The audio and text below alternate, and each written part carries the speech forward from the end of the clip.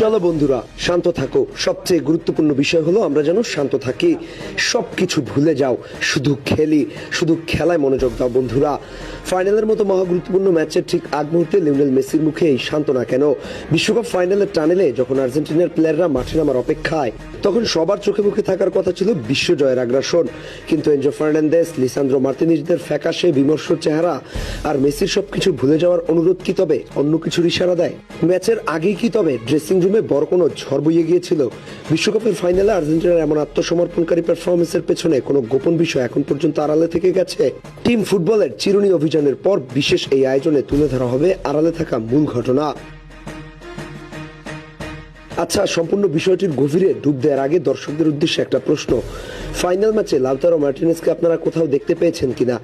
হ্যাঁ ভাই, final ম্যাচটিতে Lautaro মার্টিনেজদের দেখা না পাওয়া নিয়ে বেশ ধোঁয়াশা তৈরি হয়েছে। এবার একটু লক্ষ্য করে দেখুন, ফাইনালের শুরুতে জাতীয় সঙ্গীতের সময় আর্জেন্টিনার প্লেয়ারদের মুখে কোনো হাসির দেখা মেলেনি, বরঞ্চ চেহারায় ফুটে উঠেছে বিষণ্ণতার ছাপ। সেখান থেকে ম্যাচ চলাকালীন আর্জেন্টিনার প্লেয়ারদের বডি ল্যাঙ্গুয়েজ অন্য ম্যাচগুলোর মতো ছিল না। তারপরও সেটা ফাইনাল ম্যাচ ছিল, এখানে তো লড়াই করার মানসিকতা আরো বহুগুণ বৃদ্ধি পাওয়ার কথা। একে তো এই ধোঁয়াশা সৃষ্টিকারী ইনসিডেন্ট, সেই সাথে পরবর্তীতে লিসান্দ্রো মার্তিনেজ ও ক্রিস্টিয়ান রোমেরো দুজনেই ইনজুরির কারণে মাঠ ছাড়লে দলের অন্য সব প্লেয়ারদের ভেতরের অস্থিরতাকে আরো বাড়িয়ে দিয়েছিল এবং পুরো দল মানসিকভাবে পুরোপুরি ভেঙে পড়ে।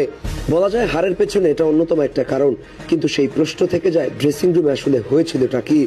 টানেলে মেসির এই বক্তব্য হতে পারে কোনো গোপন অভ্যন্তরীণ চাপের ইশারা। ধারণা করা যায় ম্যাচের ঠিক আগে আর্জেন্টিনা ফুটবল অ্যাসোসিয়েশনের উপর মহল থেকে প্লেয়ার বা কোচিং স্টাফদের উপর কোনো বড় সিদ্ধান্ত চাপিয়ে দেওয়া হয়েছিল কিনা।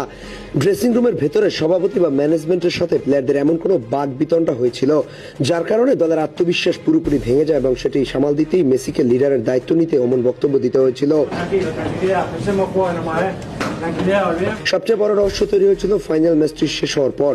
ম্যাচ হারের পর আর্জেন্টিনার কোনো ফুটবলারই মিডিয়ার সামনে এসে একটি কথাও বলেনি। ফুটবলে সচরাচর এমনটা হয় না। আরেকটি আকর্ষণীয় তথ্য রয়েছে যা শুনলে মনে সন্দেহ আরো দানা বাঁধবে। টুর্নামেন্ট শেষ হওয়ার পর আর্জেন্টিনা দলের বেশ কয়েকজন তারকা ফুটবলার অফিসিয়াল প্রতিনিধি দলের সাথে বুয়েন্স আইরেসে ফিরে যায়নি, তারা আলাদাভাবে নিজেদের গন্তব্যে রওনা হয়। তার মানে দাঁড়ায় ড্রেসিং রুমের ভেতরে সেই মনোমালিন্য ম্যাচ শেষ হওয়ার পরও সমাধান হয়নি।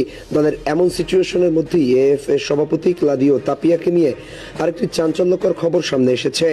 ফাইনাল শেষ হতেই তিনি মেসি বা দলের বাকিদের ছাড়াই একা আর্জেন্টিনা ফিরে যান। জানা গেছে তার বিরুদ্ধে দেশে একটি আইনি মামলায় বিচারিক প্রক্রিয়া এখনো চলছে। সভাপতির এই আইনি ঝামেলা এবং আর্জেন্টিনার ড্রেসিং রুমের বাকবিতণ্ডা ঘটনা এক করে দুয়ে 4 মেলালে গোপন বিষয়টি সম্পর্কে কিছুটা ধারণা পাওয়া যায়।